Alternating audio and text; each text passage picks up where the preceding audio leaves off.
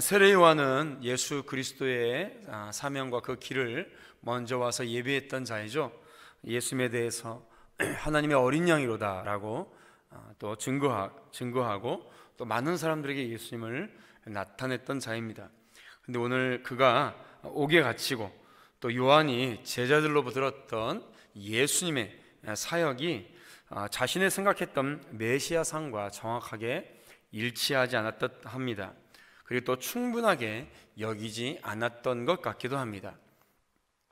그래서 자신의 제자들을 예수님께 보내어서 질문을 하게 되죠. 이 세례 요한은 같은 누가복음 3장 17절에 보면 손에 키를 들고 자기의 타작마당을 정하게 하사 알곡은 모아 곡간에 들이고 쭉저기는 꺼지지 않는 불에 태우시리라 라고 이렇게 증거를 했습니다. 요한은 메시아를 알곡과 쭉정이를 걸러서 쭉정이는 불에 태우시는 심판자로 생각했던 듯합니다. 그러나 예수님께서 하시는 사역의 모습은 세례 요한이 보기에 단순히 그렇지만은 않았던 거죠.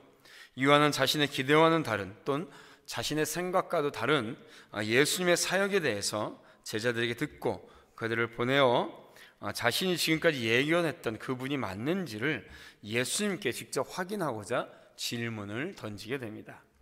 오실 그 이가 당신입니까? 우리가 다른 일을 또 기다려야 됩니까? 요한은 예수님을 메시아, 곧 하나님께로부터 보냄을 받은 자가 맞는가에 대한 의심이 아니라 하나님으로부터 보냄을 받은 예수님의 사역이 지금까지 이스라엘에게 약속한 구원 사역이 맞는가를 확신하고 싶었던 것 같습니다. 즉 자신의 생각과 다른 예수님의 사역을 보면서 흔들리는 자신의 믿음, 자신의 마음을 좀 더 확신 있게 하고자 요한은 이러한 질문의 과정을 거쳤다라고 저는 좀 생각을 하고 싶습니다. 요한으로부터 보냄을 받은 두 제자들의 질문에 예수님은 이렇게 답하시죠. 22절 말씀에 예수께서 대답하여 이르시되 너희가 가서 보고 들은 것을 요한에게 알리되 맹인이 보며 못 걷는 사람이 걸으며 나병 환자가 깨끗함을 받으며 귀먹은 사람이 들으며 죽은 자가 살아나며 가난한 자에게 복음이 전파된다 하라. 예수님은 자신이 메시아라는 직접적인 답변 대신 이사야 35장과 61장에 예언된 메시아의 사역에 입각한 그 예언에 입각해서 주님께서는 답변을 해주고 계십니다. 즉 이 모든 사역이 원래 구약에서 선지자들을 통해서 예언된 진정한 메시아의 사역이라는 것에 대해서 세례 요한에게 가르쳐 주고 계시는 것이죠.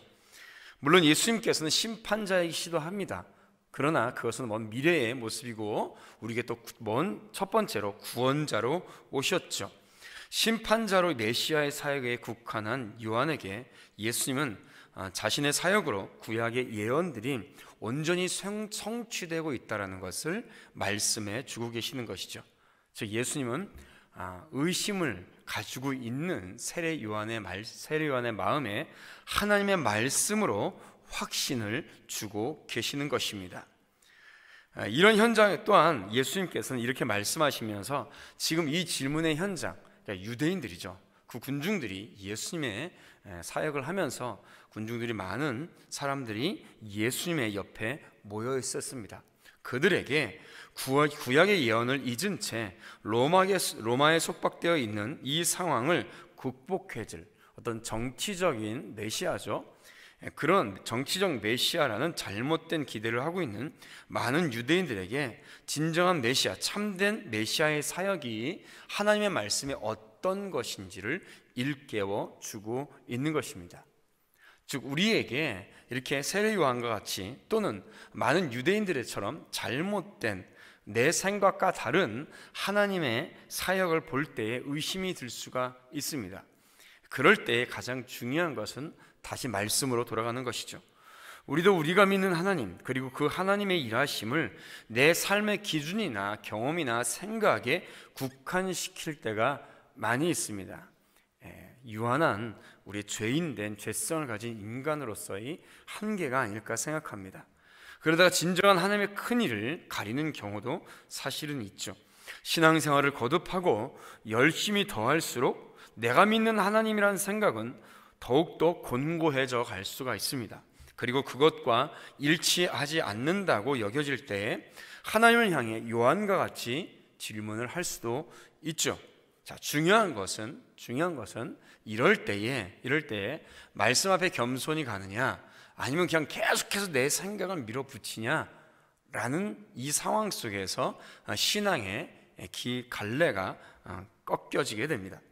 같은 상황에서 요한과 같이 우리가 다른 것은, 요한은 이런 질문의 과정을 자신의 확신을 더욱더 공고하게 하는데 사용했습니다. 그러나 우리는 질문이 의심에서 출발하기가 빈번할 뿐 아니라 질문 후에 스스로 시험에 들기도 합니다.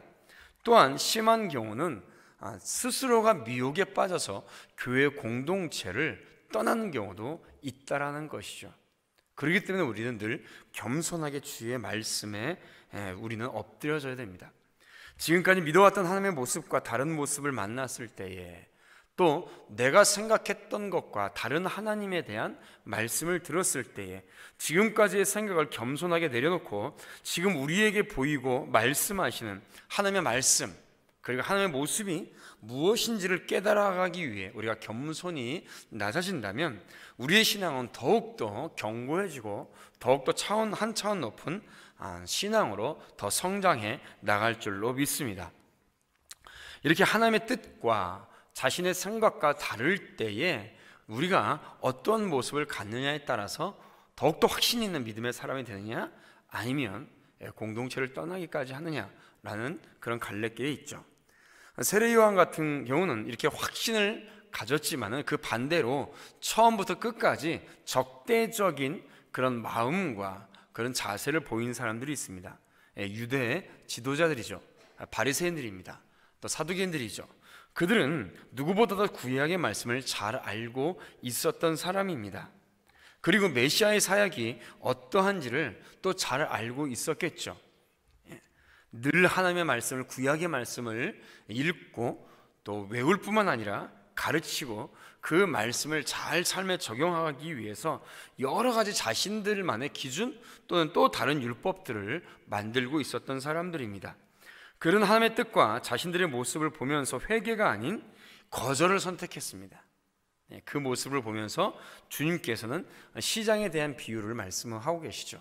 우리가 피리를 불어도 거기에 춤추지 않는 사람들이 있다라고 주님께서 말씀해 주고 계십니다. 우리 또한 각자의 신념의 틀에 갇히는 신앙생활을 배격해야 함에도 불구하고 한번 갇혀버린 어떤 신념, 자신의 생각의 틀을 빠져나오기가 쉽지 않습니다. 아니, 빠져나오려고 하는 것이 아니라 어쩌면 빠져나오려고 하는 마음이 전혀 없는 것 같기도 합니다. 마치 자기가 가지고 있는 생각들, 자기가 지금까지 가졌던 신념들을 이렇게 버려버리면, 내려놓으면 뭔가 마치 자신의 목숨을 잃는 것처럼, 자신이 가지고 있는 모든 것들이 다 없어져 버리는 것처럼 그렇게 생각되어지는 것 같습니다. 그것 또한 우리의 죄성이죠. 그래서 우리는 말씀을 보고 읽어도 변화를 가져오기가 쉽지 않답니다. 우리는 나의 모든 생각과 신념들을 그래서 내어놔야 됩니다. 결국 우리는 말씀 앞에 겸손함을 겸비해야 됩니다. 나의 신념에 말씀을 맞추는 것이 아니라, 내가 지금까지 경험해왔던 거나 내가 가지고 있는 생각에 말씀을 맞추는 것이 아니라, 말씀 앞에서 말씀에 대한 내가 알고 있었던 이 모든 것들을 내려놓고 오히려 말씀을 좀 낯설게 생각하고, 이 말씀이 내게 주시는 은혜, 그 메시지가 무엇인가를 생각하고 그 말씀으로 새롭게 나아가는 겸손한 믿음이 있어야 될 줄로 믿습니다. 이럴 때 우리가 더욱더 성장할 수가 있는 것이죠. 이럴 때 우리가 좀 더 믿음 안에서 더욱더 주의 사명을 감당해 나갈 수가 있는 것입니다. 우리가 주님 앞에 겸손히 나갈 때에 주님께서는 그 말씀을 통하여서 우리의 신념을 참된 신앙으로 변화시켜 주실 줄로 믿습니다. 하나님의 계획하심으로 우리를 이끌게 하실 줄로 믿습니다. 오늘도 하루를 지내면서 하나님의 말씀이 아닌 내 생각이나 내 경험에 의지할 때가 있습니다. 그러나 그런 생각이 들 때마다 내 자신의 것을 내려놓고 더욱더 주님 앞에, 주의 말씀 앞에 겸손히 나가는 우리 귀한 성도들 되시기를 바랍니다. 그럴 때 더욱더 믿음 안에서 더 승리하고 더욱더 주님 앞에 온전히 쓰임받는, 또한 이 세상을 더욱더 크게 밝히는 하나님의 축복의 통로로 쓰임받는 귀한 성도들 되시기를 주님의 이름으로 축원드립니다. 기도하겠습니다. 하나님 아버지, 주님의 은혜와 사랑을 감사드립니다. 귀한 새벽에도 우리 사랑하는 성도들 깨워주시고 주의 전에 인도하시고 이끌어 주심에 감사드립니다. 내가 살아갈 때의 하나님의 말씀이 또 주의 귀한 사역이 내 생각과 내 경험과 다르다고 그것을 의심하거나 또한 아버지 교회 공동체 등을 돌리는 일이 없도록 주님 인도하시고 이끌어 주시옵소서. 그럴 때 더욱더 저희들 겸손하게 낮아지고 겸비하여서 주님께서 주시는 말씀에 귀 기울이며 하나님께서 하시고자 하시는 사역에 더욱더 겸손하게 함께 동참하며 감사함으로 나갈 수 있는 저희들 될 수 있도록 주님 인도하시고 이끌어 주시옵소서.